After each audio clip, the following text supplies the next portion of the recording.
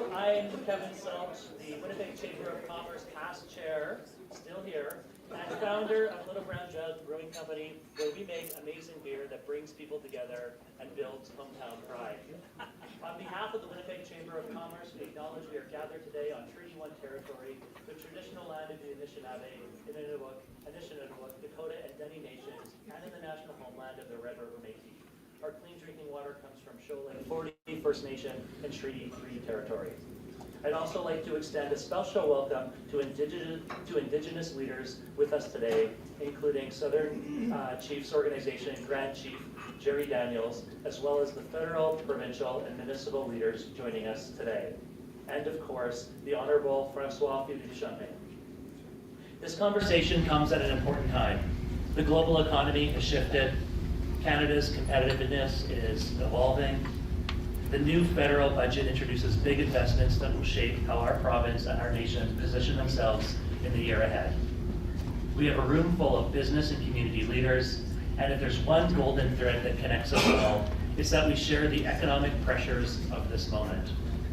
And we're all looking for clarity on what comes next. So what are the opportunities? How do we stay competitive? What actions can we take today to ensure long-term sustainable growth? In just a moment, we'll welcome Canada's Minister of Finance and National Revenue to explore the answers. But first, as a registered nonprofit, everything we do at the Winnipeg Chamber of Commerce is made possible by the support of our members and sponsors. Today's event is made possible by our presenting sponsor, CPA Manitoba, and our title sponsor.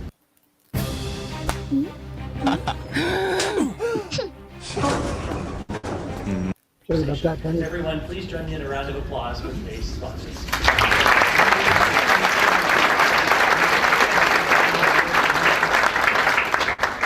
Now, to welcome Minister Champagne, it's my pleasure to introduce our next guest, the Honorable Rebecca Chartrand, an Anishinaabe, Innu, and Métis leader who was elected as the Member of Parliament for Churchill-Kiwaspinanu-Asti on April 28, 2025.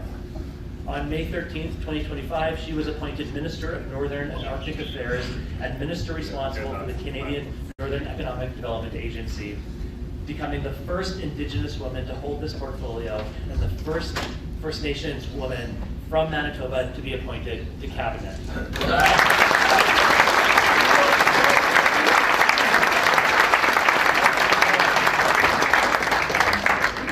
For 25 years, her career was in education.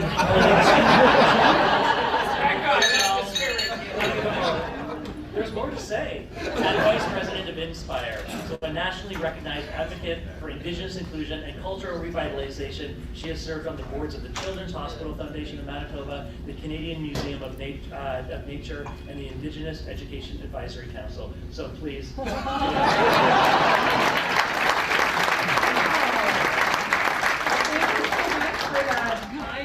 Generous introduction. So good morning, everybody. Bonjour, Tanzania, welcome to Pine Creek, Duck Bay, Boca, and BG. So it's such a privilege to be standing here in front of you as the first First Nations woman to represent as a minister in this province. So thank you for acknowledging that. And I'm not saying that, and because we want to make sure that, that I'm not the last. And this is a true signal of the work that we've been doing around reconciliation. So thank all of you who supported me in that.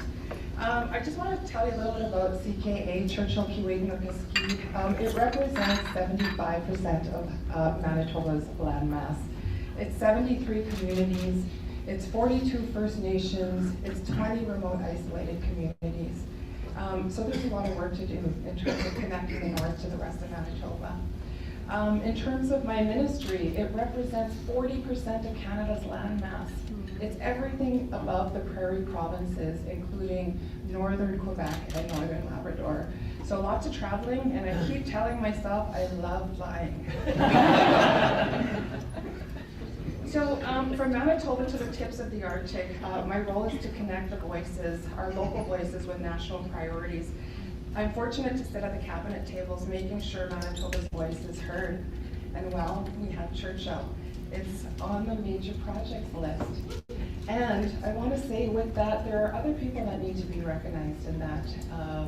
The late Jim Carr, for example, Ben Carr, MP Terry Duguid, they have had a hand in making sure that Churchill kept alive over the years. So I just want to acknowledge their work in that as well.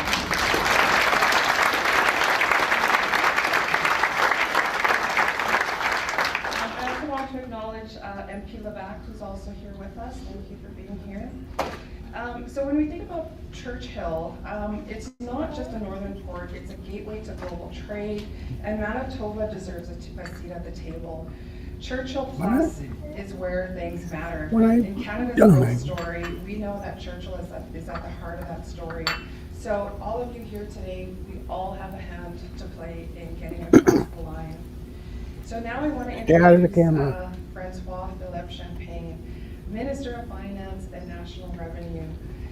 Since elected in 2015, he's held deep cabinet experience positions, including Minister of Innovation, Science and Industry, Foreign Affairs, Infrastructure and Communities, and International Trade.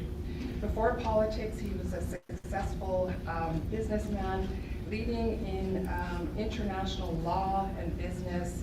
He's attracted billions in foreign investments into Canada's economy. This experience and his international business acumen, as well as his charismatic leadership, make him one of a kind, right for the job. So I'm so privileged to sit just diagonally across from Minister Champagne, and I have to tell you, it is so much fun to watch him up there. He doesn't just balance the books, he balances the mood in the room. When he stands up, you know, there's a line he often says that gets a whole rise from the entire house. And he says, "We will take no lessons.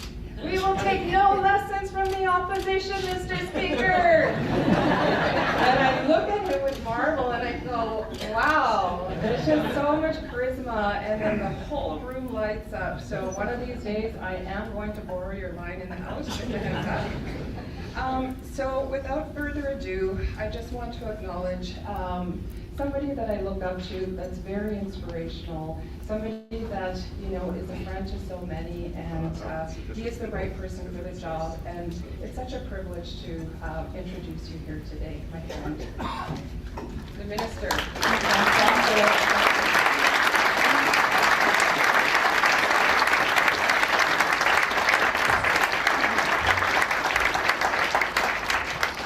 Thank you very much. Wow. So much energy in the room. This is like, some people say I have a bit of energy, but I can tell you Winnipeg, Manitoba, wow, this is like, it's only, what, 9:48 and we're lighting the room already. That's pretty good, Loren. Done a good job. Well, I think you have a lot to do with it. And again, on behalf of the Winnipeg Chamber of Commerce, our members, our city, those gathered here today, thank you very much for coming to Winnipeg. And I know last time I was in Ottawa when we were meeting, we talked about you wanted to come to Winnipeg, you wanted to explore these opportunities, and I really do appreciate you coming. I do have to share the story, of course. So this came together very quickly, and it was Monday, and you may recall what happened on Monday. There was this little budget vote, and I do. I was talking to one of your colleagues, and I'm like, well, when's the budget vote? And it's, oh, in about 20 minutes. And then literally at 5:27, 3 minutes before the budget vote, I get a FaceTime call, and it's the finance minister, and I'm like, and he's telling me how excited he's about coming to Winnipeg, and I'm like, don't you have the budget vote in 3 minutes? So that gives you an idea just how excited he is and how honored we are for you to be here on the stage with us. And I think you can see there's standing room only. This is the result of the success of us hosting the Grey Cup, and I want to just really acknowledge the Bombers doing a great job hosting, because getting a venue the week after Grey Cup, it's impossible. So really, thanks to the NFL Forks, great job. But we got a lot to talk about. So let's get right into it. Can I just say thank you first? Sure. No, I mean, I know you're supposed to do the interview, but let me just say thank you. First of all, I want to acknowledge a few people. my dear friend Ben Carr. I just want to say thank you, Ben, for really, no, I mean, people should give a big round of applause for Ben, Terry Duguid, Jeanette, obviously Rebecca. I hope I'm not missing anyone. Jeanette is there as well. Jeanette is there because I can tell you the voice of Manitoba resonates in the budget. And I can tell you when Manitoba speaks, Ottawa will listen. And I said that to Premier Canoe. We were just having breakfast this morning, and I can tell you, I want to say thank you. And it's true that I was on a treadmill when I said to Ben, I'd like to come to Winnipeg. He said, when? I said, well, in 2 days. And he said, okay, we'll try to make that happen. But I know people in Manitoba and Winnipeg answer well to the call. It's not the first time. And I want to say also, thank you, Chief Daniels, for taking the time to be with us this morning. It's always a privilege to be with you and to be in the great province. And to you, Loren, I think you earned or you won the CEO of the Year. So that's not a small accomplishment. A big round of applause for someone who's, we had the chance to do many things. And I see Korish in the room. I have to say that we did, in a very sad thing, PS752 together. So thank you for your leadership. But it's great to be in town. I can tell you there's a buzz in Manitoba. There's a buzz in the prairie.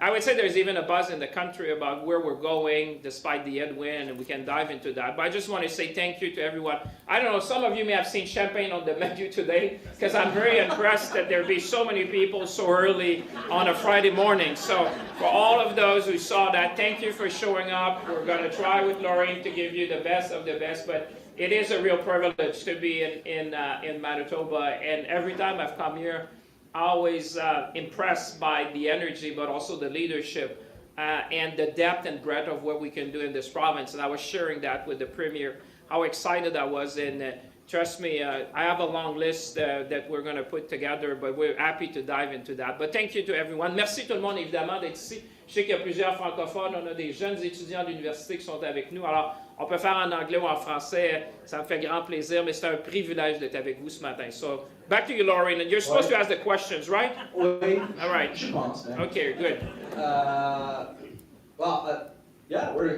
Let's begin with talk on Budget 2025. Historic on many levels. Generational investments define not just the financial direction of the government, but really sets Canada on a brave new path. One area of note, though, is the federal deficit, now standing at an all-time high. Some have mused that government should seek new tax revenues to help address this. Let me be clear, the Winnipeg Chamber is not one of those.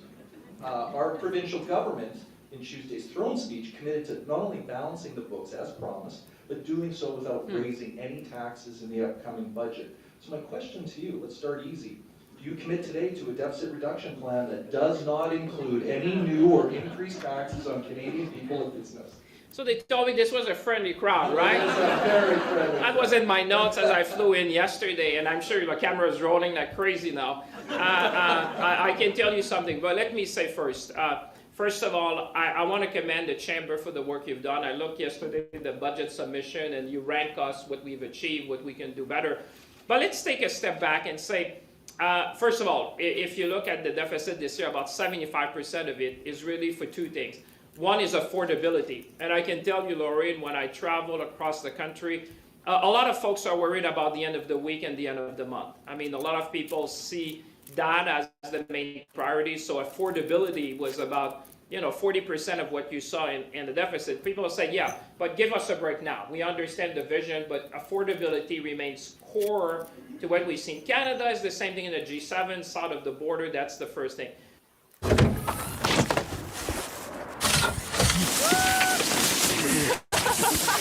If we have to respond.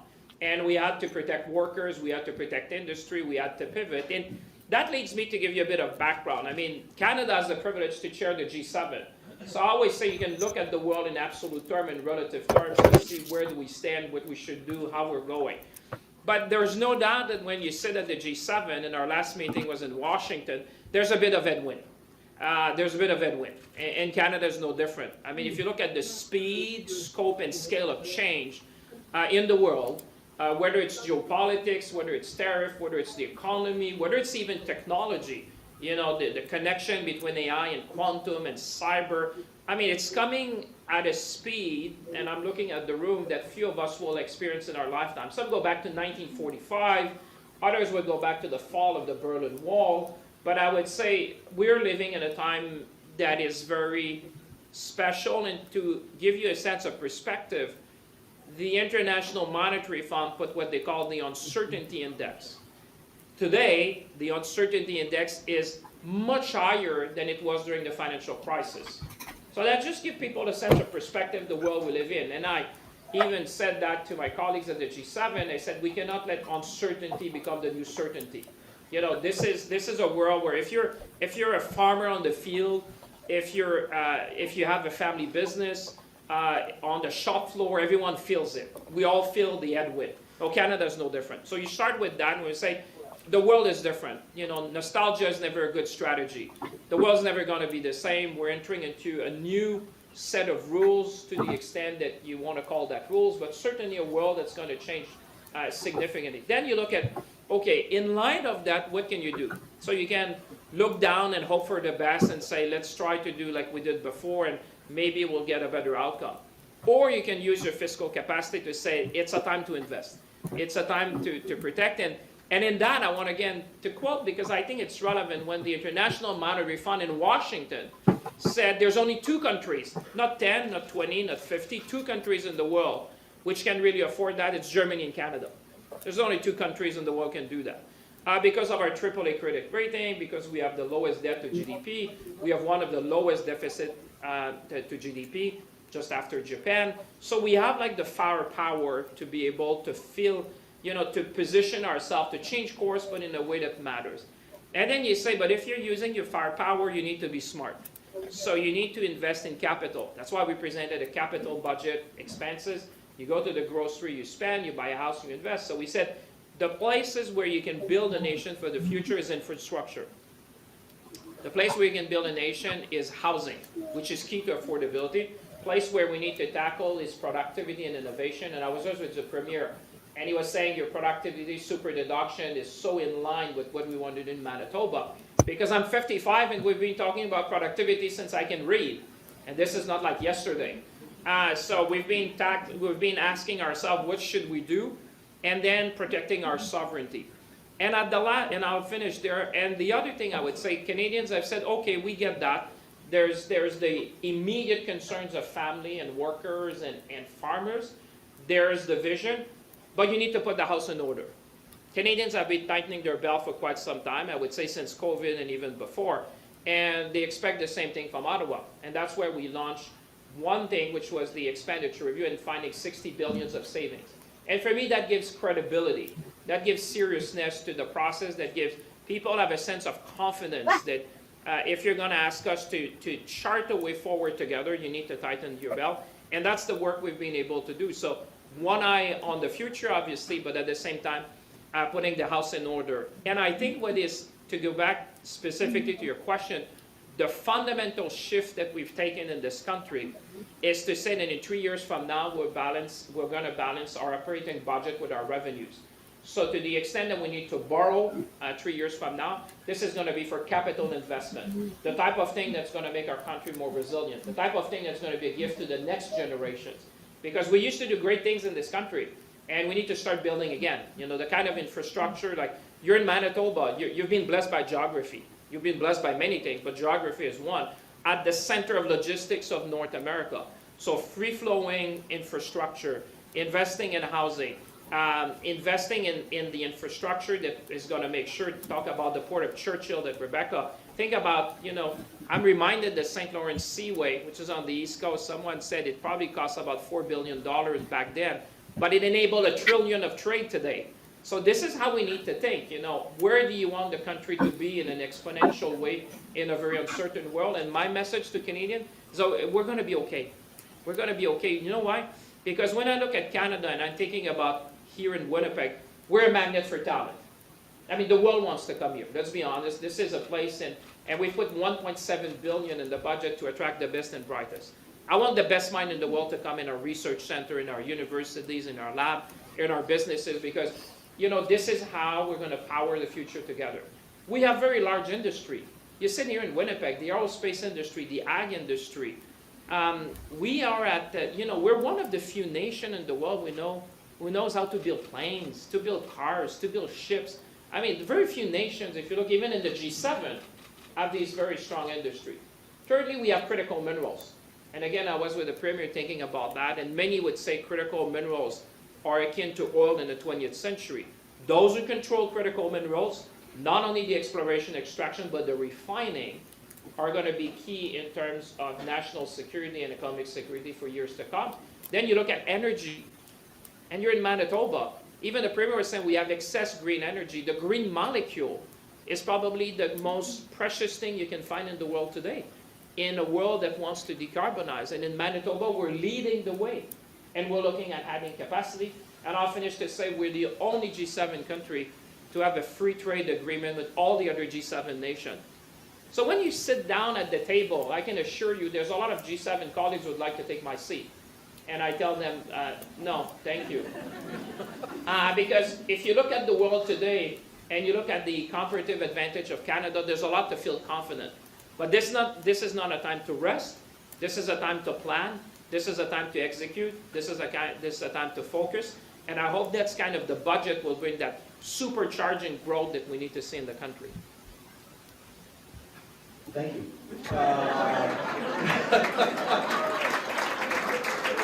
It's passion, it's passion. You can remove that. Yeah.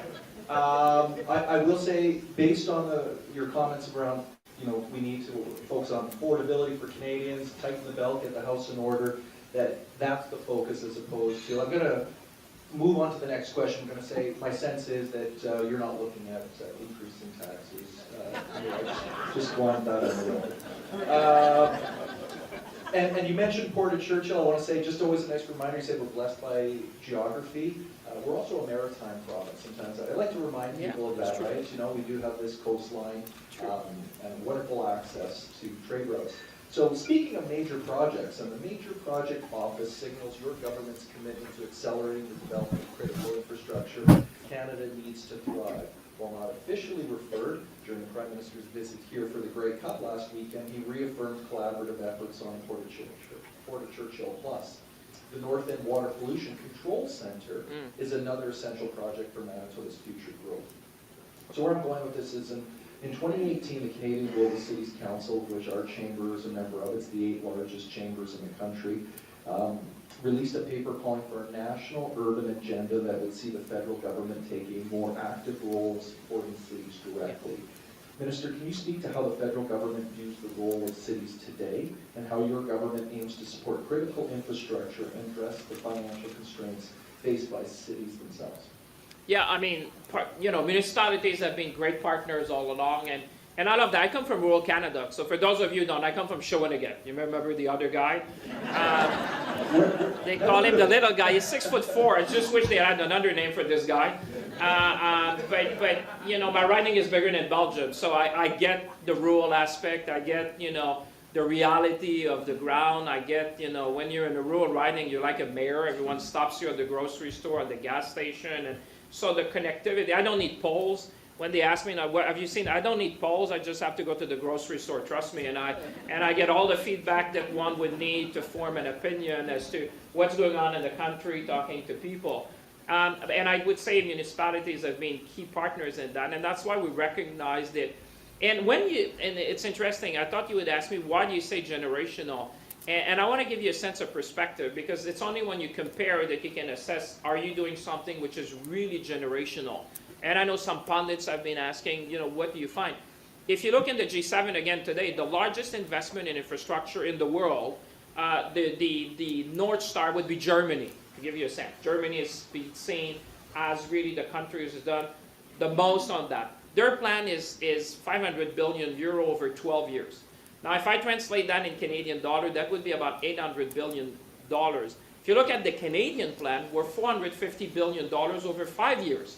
And I'm not even adjusting for the size of the economy. So you see that in the G7 now, we have the most ambitious infrastructure plan in the G7.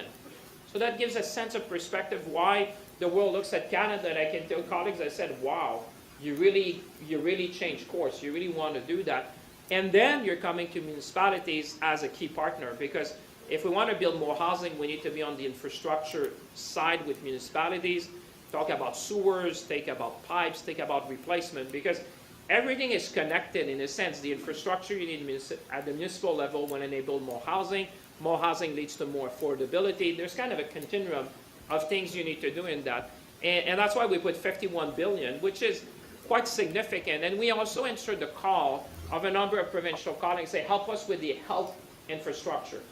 This is a first in the country where we say, we're going to do something and we're going to do something special, because our hospitals, our clinic, we need you to shoulder some of the burden to do that together. And I think this is also a change of approach to say, we're listening very carefully. We're working with mayors and reeves. I was just in Regina yesterday. Same kind of feedback, with the Saskatchewan municipalities. Say, we like the federal government as a key partner, and so that's why we decided to boost that and have. I'm happy to say that when you compare us to the world, we're probably going to be leading the pack. And if you add that, and I'm looking at Rebecca, think about the infrastructure, the Arctic Infrastructure Fund. I mean, for the first time in our nation history, in chief, that we're going to build the North like never before. Sport Chek's Black Friday sale is here. Save up to 60% on door crashers until December 3rd.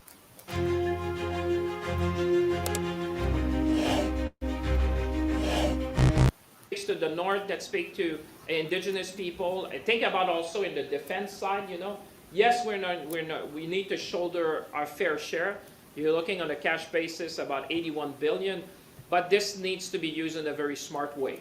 Dual use asset, runway, ports, airports, if we're going to have forward advanced base.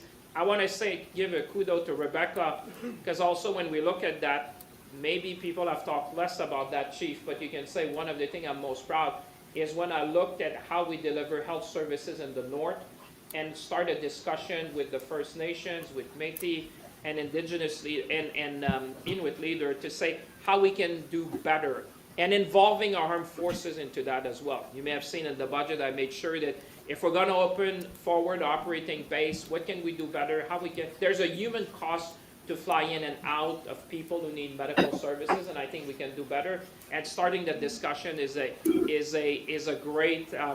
It's a great start. And Rebecca was with me to say we need to do more, because I really think this is a budget that's, for me, the spirit of Manitoba is vibrating towards this budget. You look at what Manitoba needs to succeed and grow and reach its full potential, and I personally believe. The voice of colleagues was very strong. I see Terry Duguid with the Water Agency, my good friend Terry, and I think everyone should know in this province that Terry has been the father of the Water Agency, and trust me, every time I walk in the house, he said, "You're going to protect my Water Agency, right?" and I said, "Yes, Terry," and I must say that we did that, but these are the kind of pillars and foundational things that we need in our country. But building the North, for me, in a better way, doing dual-use infrastructure, making sure that our investment in defense will serve communities as well, I think is a game changer. And that's why when you say infrastructure, it's not only in municipalities and in small communities. And I'm always reminded, because I come from a small place, that you put 20,000 in a community for an ice rink, a kitchen community center, or a small local thing makes a huge difference. Yes, we're going to do the big things. We're going to do the ports. We're going to do the mines. But let's make sure it relates to people in their daily lives. And I think that's the balance that we struck. And it go back to your point where we started between affordability and vision. This is an investment budget.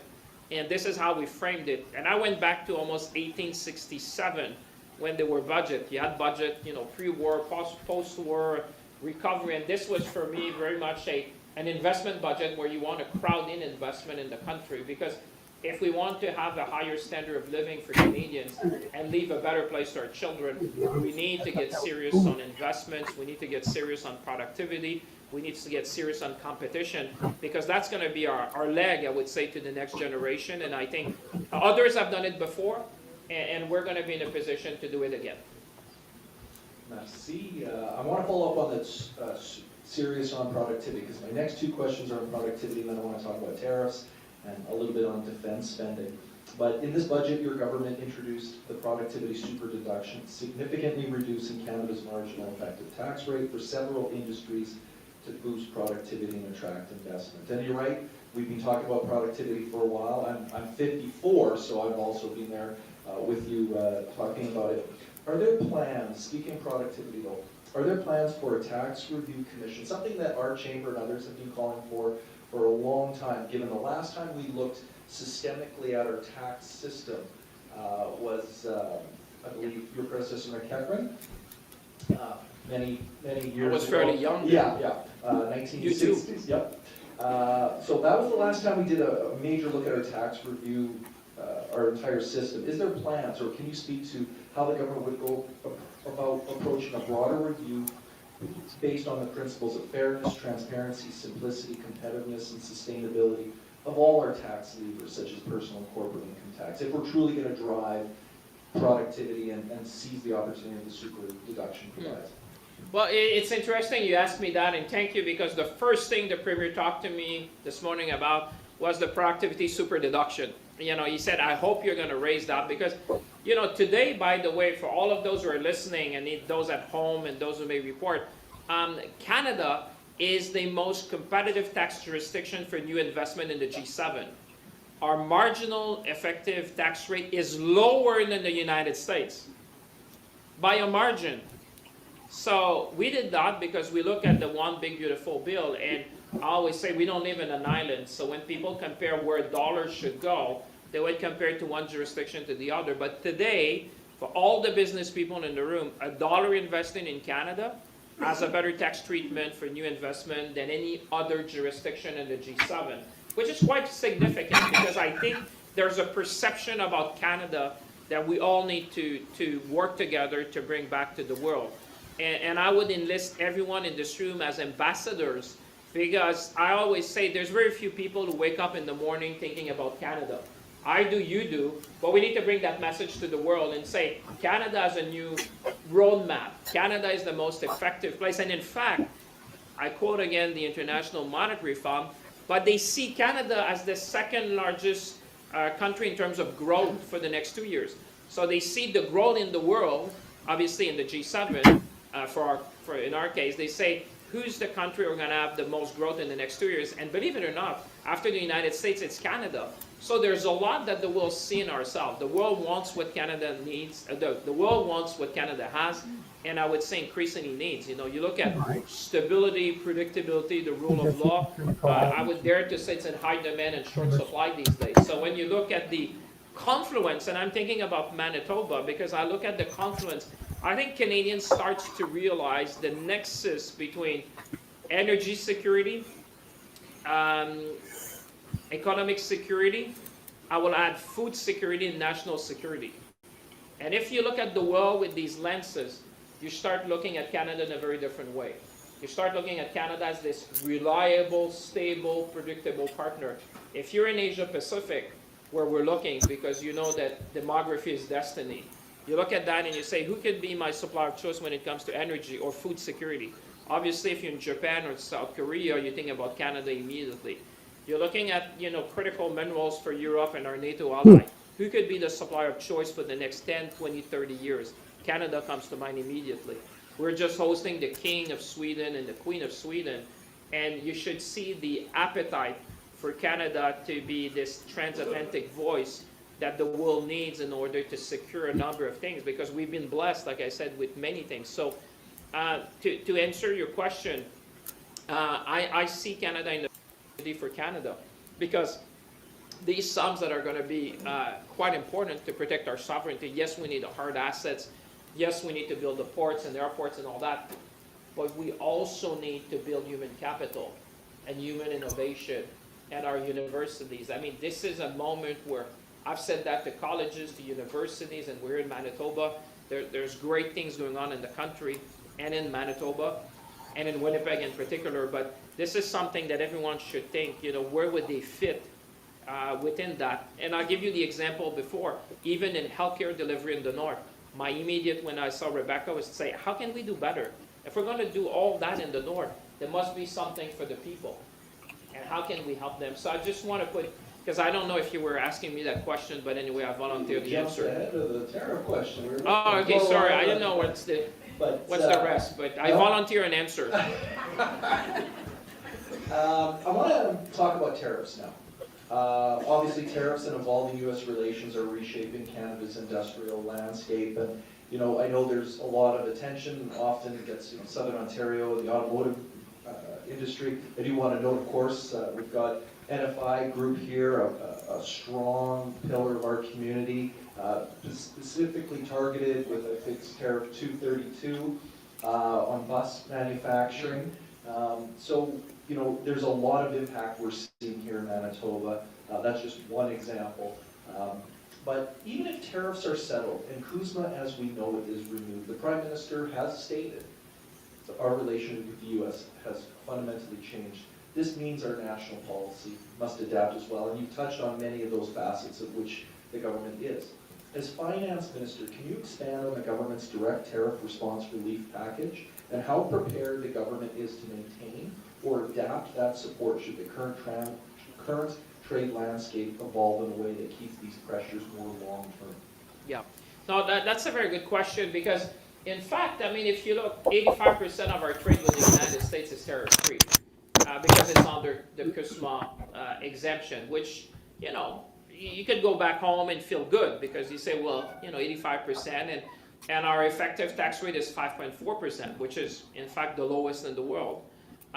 So in a way, you can feel good. But if you're in affected industry, if you're in the auto sector, if you're in the steel sector, if you're in the aluminum sector, if you're in the forestry sector, if you're a canola farmer, a lentils farmer, for tariffs that have been imposed by another country, but the reality is very different. If you're a worker in Oshawa and Hamilton, even in my own riding, and in New Brunswick and many places, you feel that wind, they'll say the headwind, not knowing what's going to happen, not knowing this. I go back to the uncertainty level, which, uncertainty is the enemy of investment. When people don't know what are the rules of the game, it's very difficult to invest. Business confidence, consumer confidence. And that's why I keep saying at the G7, we need to better organize ourselves because this is affecting all of us. And I would often say to our friends down south, I always say a decision on one side of the border would have an impact on both. Because when people invest, they look at these things, and now it's been global. Because you look at the growth rate in Canada is much lower, but the growth rate in the world is much lower as well, because this uncertainty is affecting the rest of the world. You could say Canada is better. You look at the bond market, 10 years, 30 years. Canada still borrow at a very competitive rate compared to many nations. So the world has trust in Canada. But if you're facing the tariff, what we need to do is to be true to our Canadian values.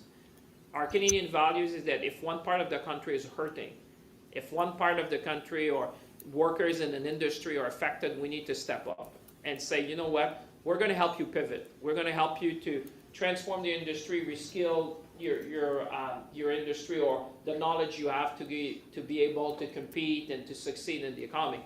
So that's why when I said you go back to your first question, if you look at the deficit, a good part of that was to respond to tariff and helping our workers. Like the $5 billion response fund that we put was really not by choice, but because we have to, because you're not going to let full industries being affected. Think about a country. You need to have a steel industry if you're a G7 country. I mean, if you want to build a country, we need a steel industry.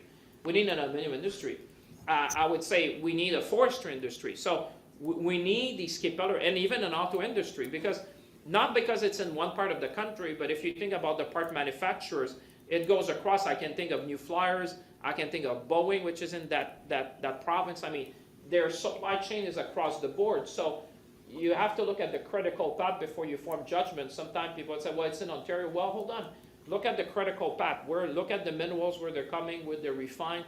Look at all the suppliers, and you might find that you're also part of that supply chain. In the EV sector, for example, the supply chain has extended across the country. So I think that's why the Prime Minister, charted the course, and it's been a wake-up call for the nation. I think as Canadians, because we've been blessed by geography, because of the Canadian dollar, because we live next to the largest market in the world, I think we have tended to really look south. as the destination. I mean, the numbers speaks for themselves. And now we 9 months changed the world. And now we need to look, to mend for ourselves. One Canadian economy, our own best customers, diversification. Anyone who's in finance, what is true in finance is true for trade. Diversification is the name of the game. It's great that we have a customer, which is next door, which has been a steady supply of purchase. But I think in the world like we live today, we may want to diversify a bit. Obviously we're always going to trade with our neighbor because we're next door. But, there's markets like the Philippines, like Indonesia. The Prime Minister was just in the UAE, and I saw like 70 billion of investment they want to do in the country. You know what? In that kind of world, Canada becomes very attractive. I talk to a lot of sovereign fund, and they say, Minister, if it was your money, just look at the world. Where would you put your money? Canada is a huge mining jurisdiction. Canada is a huge manufacturing jurisdiction. Canada has 3 oceans. We can go to the Arctic, we can go to the Pacific, we can go to the Atlantic. We have this web of trade agreements. We have preferential market access to 1.5 billion consumers. I reminded that to my Indian counterpart. I said, can you imagine Canada? You're 1.2 billion, but for us, we have access to 1.5 billion consumer on a preferential basis. That is the key advantages, but that we need now to seize fully, to bring. So for me, yes, obviously responding to the tariff and supporting our industry to pivot, because this is not, if you're a canola farmer today, none of what's happening is your fault. The ground has shifted under your feet, but you're not responsible. Geopolitics has changed the market. But what do you do then? We need to make sure we open new markets. We need to make sure that we look at others who look at food security, and I go back to many countries, food security is national security. And bring this kind of, the Canadian product, which has traceability, quality, excellence. Brand Canada is very powerful in the world. And so how do we reduce our reliance and become more resilient? And I think that is, if we look back 20 years from now, and you and I don't know if we're going to be on stage, but I hope we're going to be around, we can look back and say, I think this was a pivotal moment in our nation history. That's why I call that generational shift, where we need to look, and I look also with Chief Daniels is there, Indigenous people have been part of the fabric of Canada, how we do things together, how we build together, how we learn from each other. I think it's a great moment for the country. In many ways, the headwind is affecting us, but it's also a time for us to charter our own course. In French, they say maître chez nous, which is master in our own home. And I think there's a good feeling about empowering Canadians and say, you know what, the world has been maybe easy on us for many decades, but now let's own our future and let's build it together. And that's why it's inspiring. Despite the challenges we feel, I think it's an inspiring moment to be there together and do that. I want to comment, absolutely, this is the great audience to deliver that message, because you're talking about potential, and the individuals in this room are the ones that take that potential and make product and prosperity. So again, for us, we always want to be that partner with government to be able to, all the potential you're talking about, these are the individuals that will be driving that and really seizing the opportunity. I've been told I've got like an extra couple minutes. I'm going to push, so I'm going to ask one final question. And the defense industry, you've touched on it. You've talked about a national approach. So that's really what my question is. With about 3 minutes left, you've already highlighted the incredible spending that the government is investing in our defense. And as someone who's got family in the military, I just want to say thank you. How do you ensure this generational investment is truly national, with all benefiting, rather than truly hitting one region against another? Well, it goes back to basically the call to action that I left with everyone in the room. I think even if you're small and medium-sized businesses, I go back to even give you the example of when I made my shoes, a part of them. It's a family business since 1933. They've been very well known for cowboy boots, but I think 50 years ago they started to do military boots for Army cadet, and now they do the shoes for the RCMP. My shoes are the same one the officer of the RCMP are wearing. If a family business of 75 people, which has been in existence since 1933, decided a few years ago that they should have like a defense, I don't know if it's a defense strategy, but expanding their market, it taught me one lesson, that if a small business in rural Canada of 75 people, who's been doing the same thing since 1933, can pivot and say, well, there might be a slice for us in that. I think it's true for everyone in this room. In pretty much every industry, the defense investments are going to transform. You could be in construction and think, okay, if you're going to do these forward operating bases, there'll be something for me in that. You could even be in the health sector and saying, well, it'd be great if there was a clinic next to the base so that we can serve the community. You could be in the service business and say, well, with the productivity super deduction, how I can, build a plant or invest so that I can serve a need in the military. You can be in the new economy, in AI or quantum, and say, okay, what are the type of things that I could do to support the investment? You could be in research and science and say, well, could we look at dual use technology that we can invent? So for me, there is possibilities and opportunities across the nation. Obviously here in Manitoba, we're lucky because we have a huge industrial base. And we already are a leader in aerospace, critical minerals, energy. We have a lot of even in the ag sector, think about, what we're going to do in terms, because I go back to my thing, and I'll leave that with you, but think about the nexus between energy security, economic security. I would add food security and national security. When you look at these lenses in the world we live in, I think everyone in this room can see themselves in that. And that's why, for me, the pillars in the budget was really a blueprint for bringing this nation to its full potential. And I'm glad we could do that together. So I would say to everyone in this room, first of all, thank you for your time this morning. Let's seize the moment, let's be ambitious, and let's build a Canada we can all be proud. And I'm very confident we can do that together. Merci tout le monde. All right, this was Finance Minister Champagne addressing the Winnipeg Chamber of Commerce on Budget 2025. And it was a pretty big crowd, pretty important address because everybody's interested in how all this budget is going to help the entire country. Explaining that. Anyway, if you got any comments or interest, if you got suggestions for what you'd like to hear or see here, let us know. And we will be back. Don't forget to like, follow, and subscribe. Turn on notifications if you'd like to see more. Until then, have a good afternoon.